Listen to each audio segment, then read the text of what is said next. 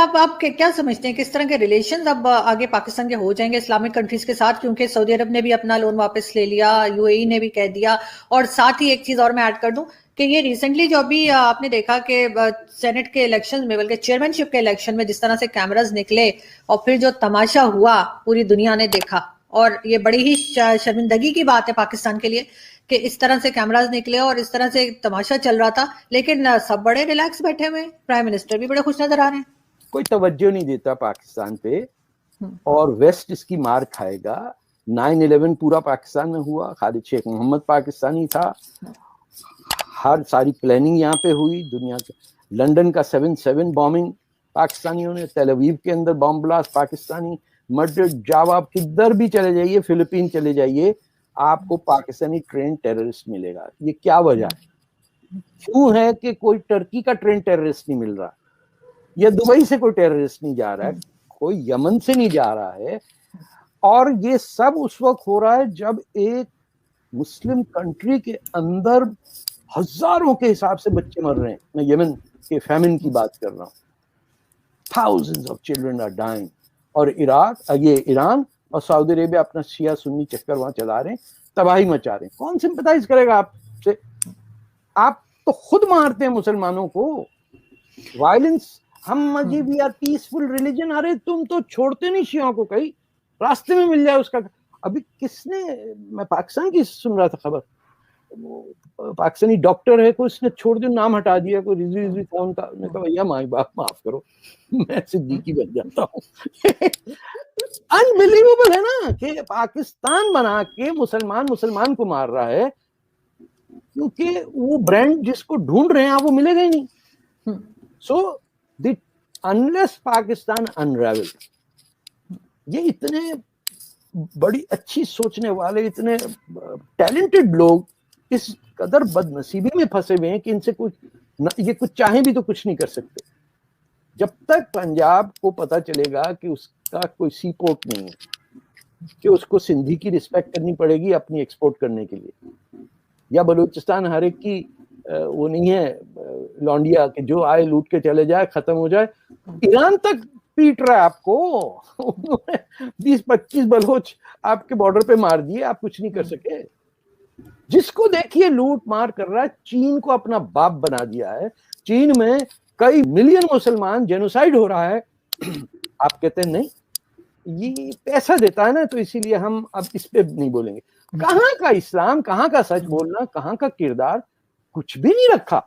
अरे हिंदुस्तानी होते तो कुछ शर्म हया होती, कुछ प्राइड होती, कुछ पता चलता कि देखो G7 के अंदर उसको बुलाया जाता है, ये क्वाड की मीटिंग होती है तो इंडिया का प्राइम मिनिस्टर बुलाया जाता है। आपको बुलाया जाता है किस लिए? कि साहब वो श्रीलंका में कोविड से मरने वालों को दफनाने की इजाजत दी जाए। इसके लिए प्राइम मिनिस्टर जाते पाकिस्तान, तो उन्होंने कहा चलो भाई इनको दफना दो। आज उन्होंने बुर्का पे पाबंदी लगा दी, आपने सुना होगा। श्रीलंका ने कहा अल्हम्दुलिल्लाह लग गया बुर्का। बहुत शौक है ना आपको बुर्का पहनने का, पहनो अब जा। सर, इन्होंने जो अभी रिसेंटली इंडिया पाकिस्तान ने जो एलओसी के ऊपर सीज फायर किया है और कहा है कि जी फायरिंग नहीं होगी, साथ ही सालों से एक चीज चलती चली आ रही है कि इंडिया कहता है कि पाकिस्तान की तरफ से टेररिस्ट आते हैं और पाकिस्तान कहता है जी नॉन स्टेट एक्टर्स जाते हैं। तो ये चीज तो सर आपके ख्याल से सर ये कब तक चलता रहेगा? और ये तो यही कहते हैं कि नॉन स्टेट एक्टर्स हैं, हम जो हुकूमत है वो किसी को नहीं भेज रही, तो इसको रोकने का कोई तरीका है आपके पास? पहले तो ये देखेंगे ना कि इंडिया कहता है कि पाकिस्तान से घुसपैठिए, घुस के मारपीट करते, इसमें कोई डिस्प्यूट है क्या पाकिस्तान में? पाकिस्तान कहता है कि हम नहीं भेज रहे, ये नॉन स्टेट एक्टर्स हैं जो हमारी परमिशन के बगैर जा रहे हैं, हम भी इनको रोक। अच्छा, जैसे पहले ये कहते थे ना, जब धमाका हो जाता था ना, कहीं पे ब्लास्ट होता था, कहते थे हम इजाजत नहीं देंगे ब्लास्ट करने की, तो लोग कहते थे क्या कोई इजाजत मांगने आ रहा है, क्या हमें ब्लास्ट करने की इजाजत दो? तो बहरहाल ये कह रहे हैं हम इजाजत नहीं देंगे कि वो बॉर्डर क्रॉस करे। The point is, nothing moves without the establishment in Pakistan. Who is that establishment? You and I don't need to discuss it. The entire country knows कि कौन कैमरे लगाता है, कौन भेजता है इंडिया के अंदर, किसने भेजा बंबई में, किसने भेजा लोकसभा करने के अंदर, कौन रोज जाते हैं वहाँ जिंदाबाद के नारे लगाए मारे जाते हैं और दूसरों को मारते हैं। मैं श्रीनगर होके आया हूँ, मैंने पूरा जम्मू ये तमाम इलाका मैंने देखा बगैर परमिशन के, बाय द वे आप चले जाएं क्योंकि शक्लें हमारी वैसी हैं, डर डर के लोग नहीं जाते। मैं बैठो, कौन पूछेगा, कौन देखेगा, अरे ये तो ऐसा लगे तो सर उधर से तो आए तो शक्लें कोई वो जो है इटालियंस जैसी तो नहीं हो जाएंगी? भाई आप देख, मैं तो ऐसे मजाक कर रहा था, but I have been there. जितना भी है एक्टिविटी, ये एंटी हिंदू फीलिंग, इसका एक ही सोर्स है, वो है Pakistan, it's propaganda machine and it's establishment that wishes to bleed India. ये इनकी स्ट्रेटेजिक वो है। एक इनको है कि डेप्थ, कि अफगानिस्तान के अंदर पिच ऐसी होनी चाहिए कि हमारा 12th मैन भाग के वहां छुप जाए। उसे स्ट्रेटेजिक डेप्थ कहते हैं ना, कि काबुल तक सब हमारा है। और यहां इनका है कि एंटी हिंदुइज्म और हिंदू हेट्रेड फैलाओ उन इलाकों में जहां मुसलमान थोड़ी सी, यानी कश्मीर, कलकत्ता और केरला, वहां ये अपनी गेम खेल रहे हैं। इन्होंने पूरा ये जो फार्मर स्ट्राइक भी है, ये सिखिज्म और खालिस्तानी रैकेट को बैकिंग करके इंडिया को वो ब्लीड करने का पूरा उनका सिस्टम है, कि ये आपस में उसमें ही सॉर्ट आउट करते रहे। इनको पता नहीं है कि इंडिया की जीडीपी 12% पे गई है और पाकिस्तान की 1.5% है। इनको परवाह नहीं, क्योंकि इनके बच्चे रहते हैं अमेरिका में, इनके अपने पासपोर्ट जाली बने हुए हैं। ये जब चाहे आए या जाएं, इनको कैलिफोर्निया से लेके मेरे शहर टोरंटो तक इनके पाकिस्तान मिलिट्री ऑफिसर्स एसोसिएशंस हैं। वहां ये बोलते हैं जनरल और ब्रिगेडियर और कर्नल टाइप के लोग, उनके शॉपिंग मॉल्स हैं, वो सब रह रहे। तो उनको कभी जंग लड़ने के लिए थोड़ी है, ये तो कभी भी नहीं लड़ेंगे। ये तो किसी फौजी को भेजेंगे ना, जवान खड़े हो जाओ, मर जाओ। अब मैं क्या, आपने 65 की जंग में कसूर शहर से सारे ईसाइयों को निकाल दिया, कभी किसी ने उस पर बात की? कि जो सदियों से रह रहे हैं, जिन्होंने पाकिस्तान को वोट दिया पार्टीशन के वक्त, आपने सारे वो जो प्रोटेस्टेंट क्रिश्चियन वहां के थे, उनको कसूर से they were expelled and I don't know where they went. हमारा एटीट्यूड क्या है? किसी मैं गैर मुसलमान को तो छोड़ें, Pakistan creation has been a curse on Muslims. 30 lakh मर गए बांग्लादेश में, पाकिस्तान नहीं मारा ना, मुसलमानों को ही मारा। और आप देखिए बांग्लादेश में फिर वही चल रहा है चक्कर। तो सर अब इन्होंने ये हिस्ट्री भी तो गलत ही पढ़ाते हैं ना। अभी कल ही मुझे एक साहब कह रहे थे कि कभी आपने सोचा है कि 71 की वॉर में एक दिन पहले तक ये कह रहे थे कि हमने सारा कब्जा कर लिया है और अगले दिन इन्होंने हथियार डाल दिया। किसने कहा था? कहाँ कब्जा किया? वो बेचारे खाने पीने को नहीं, रेडियो पाकिस्तान पे आ रहा था, ये पता नहीं डॉन अखबार में आया था। उन्होंने कहा एक दिन पहले तक ऐसे बता रहे थे जैसे सब कब्जा कर लिया। हाँ, उन्होंने कहा था। आपको, मेरे पास फ्रंट पेज पड़ा हुआ है डॉन का, सरेंडर में। मैं कराची प्रेस क्लब में बैठा था जब यार खान ने तकरीर की।